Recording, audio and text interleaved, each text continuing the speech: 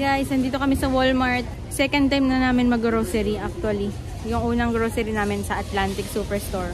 Ngayon tatry namin dito sa Dartmouth. So yan, tulog yung baby ko. Walmart, Dartmouth. Hi kuya. Tama, bili na tayo dito. Magkano yan? 40% off. Oo nga. Outerwear.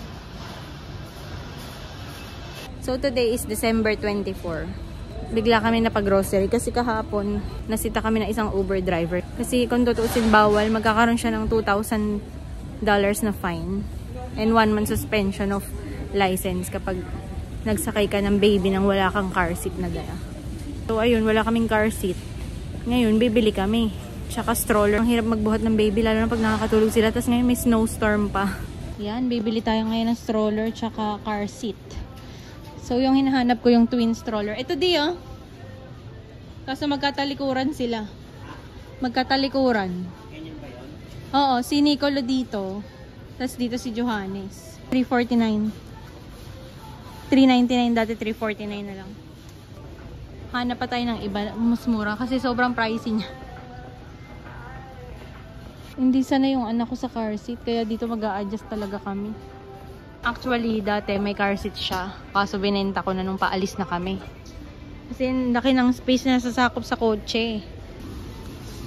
So, dito sa Walmart, kompleto na dito pala. Dapat pala kahapon, dito na lang kami.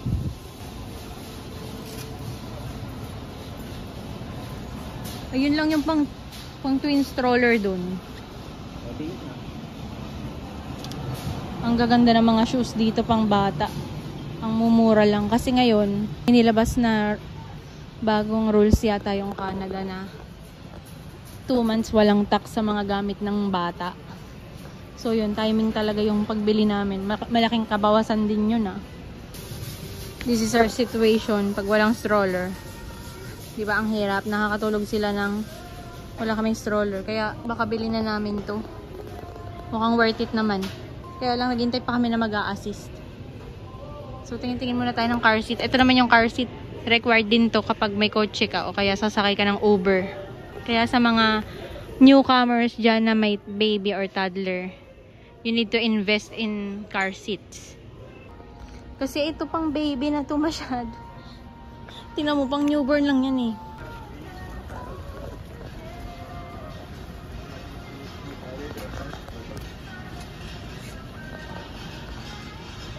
Ang ganda nito, $15 na lang. Ganda pa ng ilalim niya. $29 noon, $15 na lang ngayon. Kailangan kong bilan to ng sapatos kasi nadapa to kanina. Ang dami pala dito. So yan, pasara na yung store ng Walmart. Hindi na ako nakapag-video kanina kasi gahol na kami talaga. Pagdating namin hanggang 6 lang pala sila.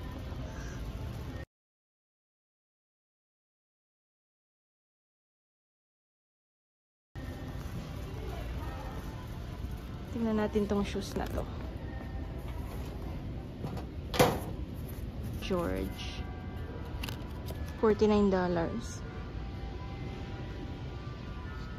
Di kapila na tayo, guys. Hi, McDonald's.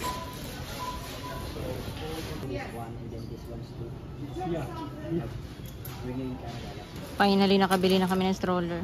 Hindi na kami sisitayin ng mga Uber driver. Stroller and car seat. Ang kati niya sa bulsa. $500.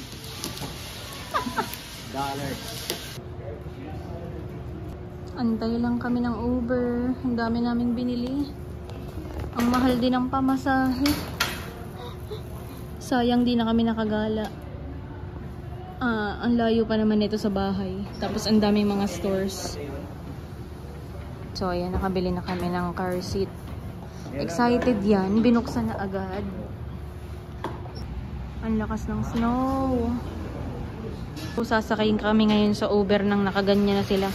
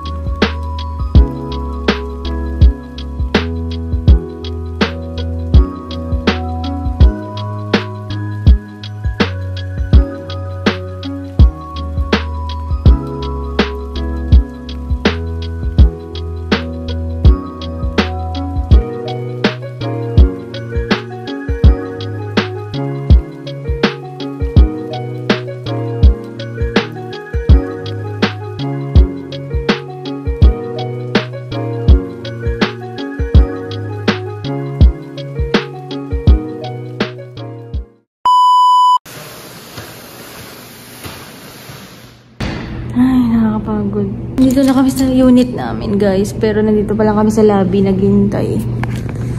Pinauna ko na si January kasi ang dami namin dala. Wow, what's that? Star! Ang handa namin ngayong Pasko, pizza tsaka pork ribs barbecue na i-microwave ko na lang. Sumakit yung ulo ko dun sa nalagas na budget. But it's okay. It's for the safety of our kids. Yan o.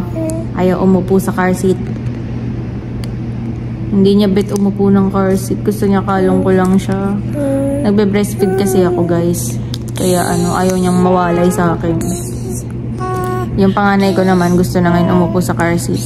Akala ko pwede na sa kanya yung booster seat kasi 4 years old na siya at saka nakakaupo na mag-isa. Pero car seat pa rin pala talaga. So, ayun lang, guys. Magpapaalam na ako. It's all for today. Mga parating pa lang ng Canada or nag-aasikaso ng mga papers. Naniniwala ako na makakapunta rin kayo dito. Please like, share, and subscribe to my YouTube channel sa mga kwentong Canada natin dyan. Abang-abang lang kayo sa mga magiging content ko. Our story, kung ano yung naging pathway namin. Content din namin yan, mag-asawa. So, thank you for watching. Bye! Stand up na, Nicolo. Are you sleepy? Yeah.